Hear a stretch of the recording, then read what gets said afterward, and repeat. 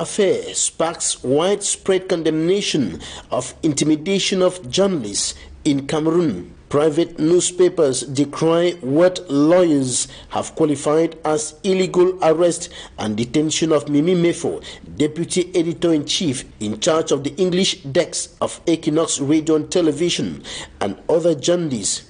Mimi Mefo is detained on 2-count charges: propagation of false information and contempt of public bodies and public servants. Charges described by lawyers and the press as unfounded. The Guardian Post tells its readers all about the Mimi Mefo affair. Le Jour puts forth the question, why Mimi Mefo?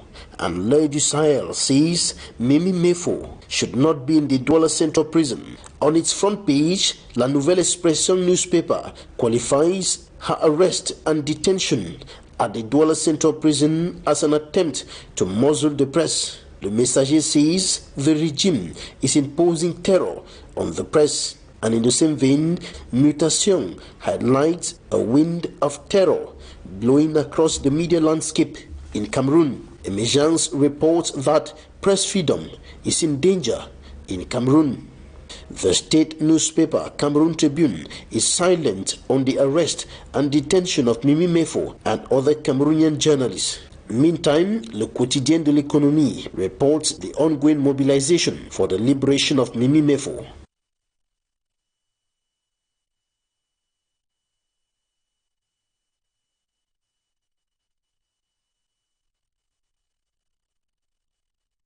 Incarceration of Mimi Mefo is what I've condemned with all my heart in the strongest terms, because this harassment on journalists, especially at a time like this, that journalists should go out and do investigative journalism to educate and sensitize and let the people know what is going on around them, is what the government is trying to block, because they have so many things to hide. The Minister of Information, Issa Churuma, who is accusing her that she had a cyber misrepresentation.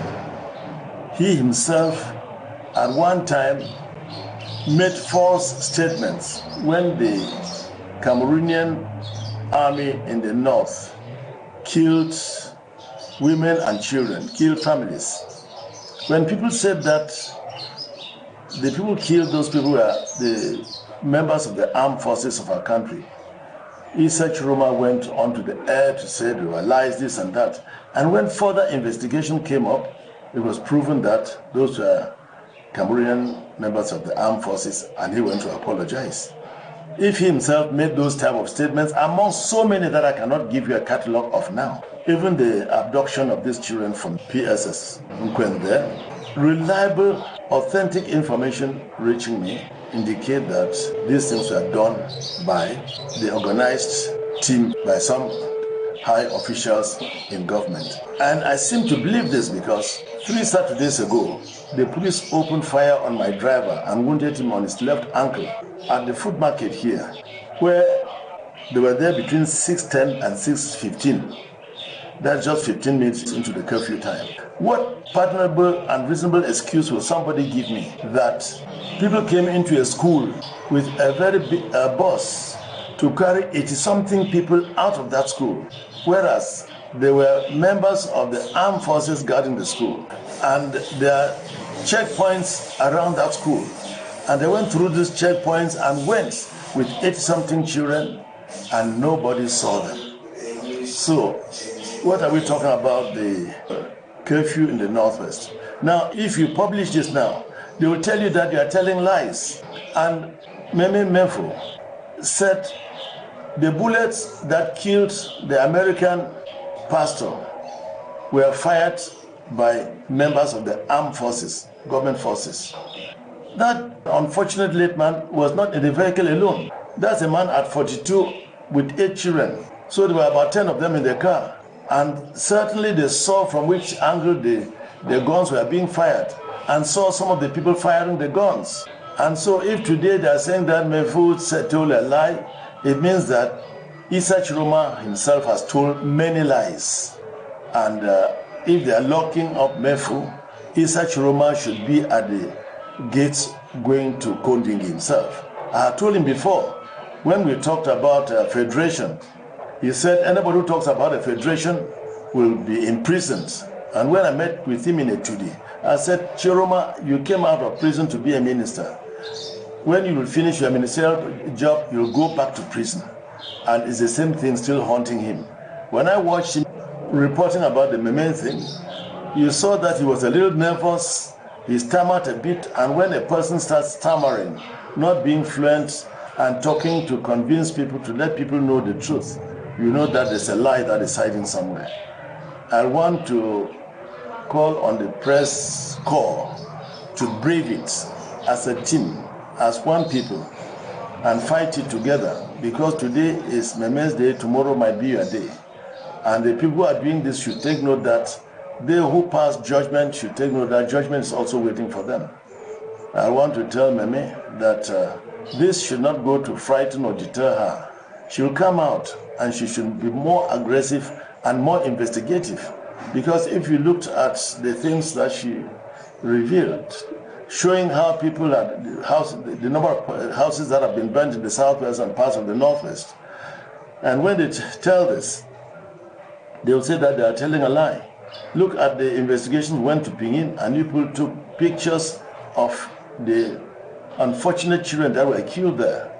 They said they were Amazonians, and that 2 leaders ran away. Issa Chiroma sat in Yaoundé and made statements that the security forces went and maneuvered and killed and did this and that. The CRTV did not go there to investigate for the Minister of Information to talk. He was talking from what he heard. So the type of investigations and things, the way they are going in our country, leaves me with great fear that instead of us looking for ways to open up for reconciliation, for proper talking to see how we can bring things together, we are instead trying to tear things apart. It is unfortunate. I want to tell the press corps that people should be courageous and stand for the truth, because only the truth shall set us free. A lot of campaign has been going on social media, people calling on the state to release Mimi Mefo as she has been doing her job. Do you share this opinion, Mr. Chairman? I mean, she was doing her job well, and I do not want the journalists to be intimidated.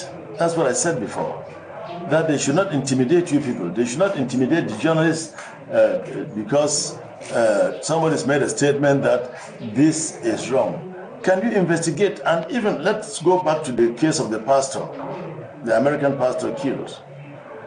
Today, there are techniques that they can take the bullets and examine and know which gun the bullet came from. Bullets are numbered. It's not just a careless bullet. And I'll appeal to the American government that they should do everything to get the bullet. And if the Cameroon government already got the bullets, it means that they have something to hide. Because if they come up with their own analysis, I will not trust and I will not believe in.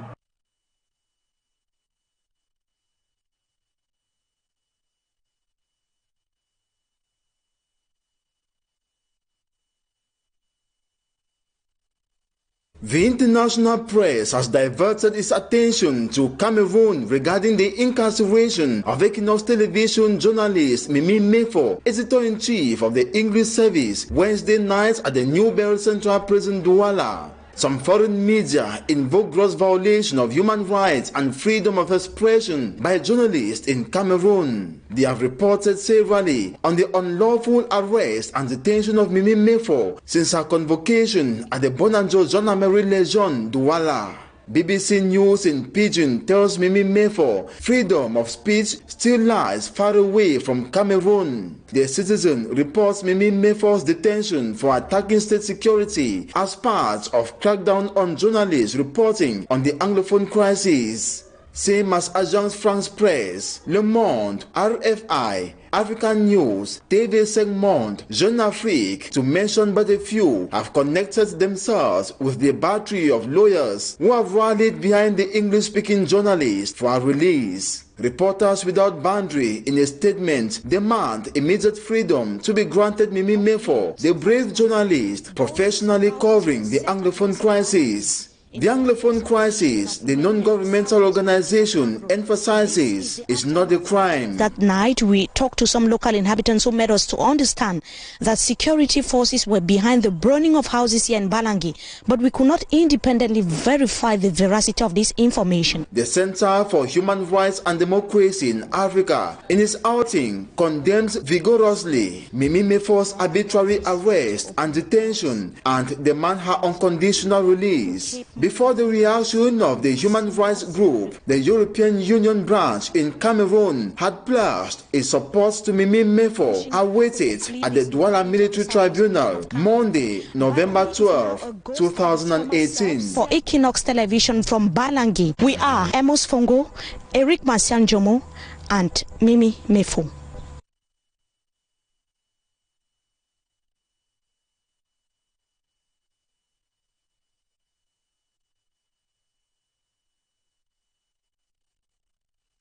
Every journalist, every reporter, every media person is very sad about the recent developments concerning the practice of journalism in the country. Be them Anglophones or Francophones, or journalists wherever in the world, is a setback for democracy. I think the recent arrests of some of our colleagues is very regrettable.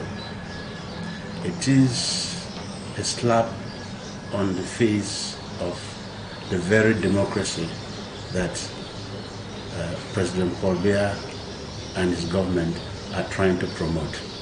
I think our democratic values do not permit the arrests, wanton arrests of journalists, no matter in what circumstance. I think journalists are contributing their bit to the progress of democracy and the progress of the country at large. Any arrest, any impeachment on this democratic right, on this inalienable right, puts us one step, if not two, behind. If there is one law that has never, from the day of inception, gone down well with the population, it is this law, this obnoxious law on terrorism. The manner in which it was crafted, I am not a legal person, but you can get expert opinion from lawyers. But the manner in which it was crafted and the way it was rushed through Parliament is something left to be desired. This law needs to be reviewed, and urgently so. Is it proper for a journalist to be accused and dragged to the military court, whereas some say it's a civil offense? It is an aberration. It is not something that should happen. Journalists are not military people, so why do you arraign them in a military court? Journalists are civilians, performing civilian duties. If anybody thinks they have erred, take them to a civilian court and try them there, where they'll have access to their lawyers, to lawyers of their choice, and they should be defended. And we say we have adopted the Anglo-Saxon system of justice, where somebody is presumed innocent until proven so. If somebody feels that he or she has been abused by a journalist, I think the onus is on that person to prove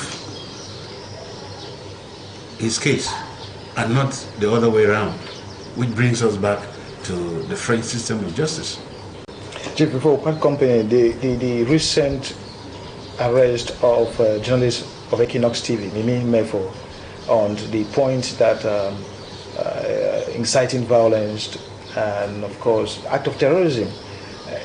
Many other young journalists, especially of our own area, are of the opinion that probably they might not report anything in as far as the crisis is concerned, because anything short of that is like you are inciting violence, you are a terrorist. When journalists will not report the truth, when journalists will not be fair, when journalists will not report both sides of an event, then of course we are in for a mess.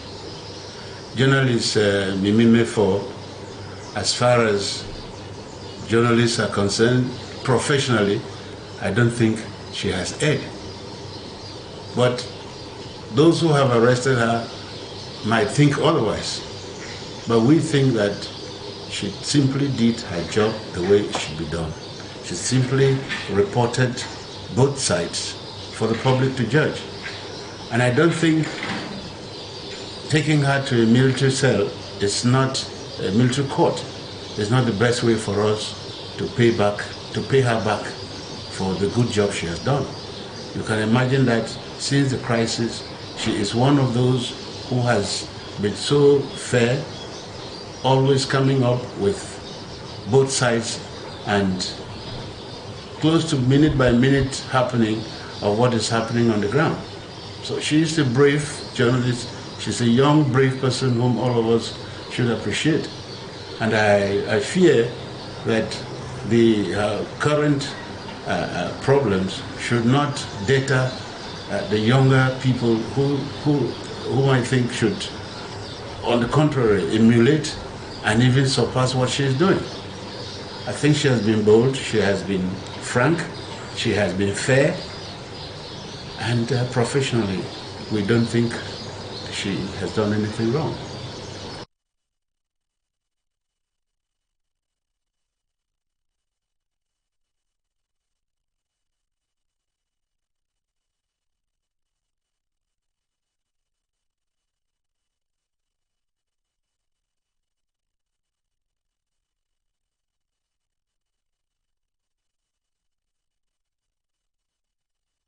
We are actually at the private residence of the DO, whose whereabouts up to now remains unknown. Local administrative authorities as well as security forces have been devising means, multiplying search as well as investigations to uncover his whereabouts ever since his disappearance on the 11th of February 2018. It should be noted, as you can see, we are actually at his private residence. This is the outdoor toilet of the divisional officer for Batibo in the northwest region of Cameroon. We are actually there. Security forces that are equally here on the ground guarding the properties of the divisional officer whose whereabouts up to now remains unknown. We can see that the area has been practically abandoned. His families that were left behind, their whereabouts is unknown. This is the kitchen, the outdoor kitchen of the DO that went missing on the 11th of February 2018. We can see how the kitchen as well has been abandoned. That is the atmosphere here in Batibo of the northwest region of Cameroon, where search has continued to intensify. We can see that is the building, the back door building of the residence of the DO.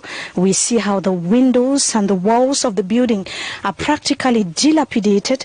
We can see that the house has been abandoned since the incident occurred, despite the fact that a new DO was appointed by local administrative authorities. We are having information that is actually not resident here in Batibo of the northwest region of Cameroon. This is another view of the house of the DO for Batibo in the northwest region of Cameroon. Local authorities, security forces are there guarding the area. We could only find security forces. We could not find a soul in this area. It is, of course, a no-go area for the population, a no-go area for people, except for local administrative authorities. The senior divisional officer for Momo division in the northwest region of Cameroon was actually here to assure the population as well as security forces that they should multiply the search following the disappearance as well of the delegate of social affairs in the northwest region of Cameroon. We can see how vehicles are parked here. We would be taking our televiewers to the front of the house of the DO. This is how the house has so far been abandoned. Inside we can see the blinds, the chairs. We can see the chairs that were practically abandoned by the family of the missing DO. Up to now, his whereabouts is unknown. And local administrative authorities have indicated that they are multiplying investigations as far as the situation is concerned. We are on special assignment in Batibo, Momo Division of the Northwest region of Cameroon. We are Marcian Jomo, Innocent Abega, and Mimi Mifo for Equinoxe Television.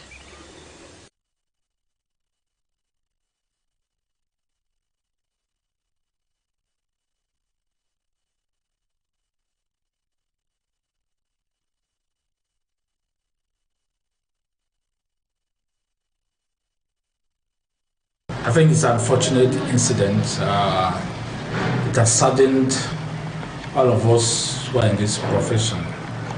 And we don't know why all this is happening, especially against the press, since this crisis in the two English-speaking regions of the country started. You know how many journalists have been locked up, arrested, detained in very difficult conditions. And Mimi has come to add to that long list. It's really unfortunate. I don't know whether it's intimidation. I don't know whether it's a means to gag the press. I don't know whether it's... Look, a democracy, as the president talked on during his inaugural address, of democracy is talking of, cannot really be enhanced without a free press. The free press is one of the main corners of a democracy. So if the press feels threatened and cannot do its job objectively and without looking behind its shoulders, it's an unfortunate situation. Democracy cannot be said to have taken root in our country. What is even more disturbing is that for the slightest of misdemeanors, you are dragged to the military court, like Mimi has been dragged, like the journalists in Bamenda have been dragged, and like even our journalist here, Atia, who spent 9 months in the Kodenge maximum prison. This is even more fearful. For the slightest misdemeanor in the press now, you are taken to the military court, is regarded as an attempt on state security. I think it's too outlandish, and it's like using a hammer to kill a fly. I just believe if we have reasonable men of honor in this country, especially our parliamentarians, they should go back and take a second look on the anti-terrorism law. The law has been stretched. We raised our fears when that law was passed, that everybody is going to use that law for the slightest of crimes to punish people. And we are seeing how it is being applied. We don't know why journalists, for the slightest crime or misdemeanor, have to be taken to military courts when there are civil courts all around the country. And that is why we in the media for years have been crying for the depenalization of press misdemeanors, because there is no need sending journalists to jail, heaping heavy fines on them. I don't think our country will move forward without a free press. So we want to call on the authorities that this spate of arrests should be tempered with, and let the press, let journalists work with a free mind. Our country cannot develop without a free press. We know journalists are not perfect. They make errors now and then, but we don't think the way to bring them to order is by taking them to military court or by sentencing them or arresting them. I think what our message is that these journalists should be released. And if there is any tangible crime, any grievous crime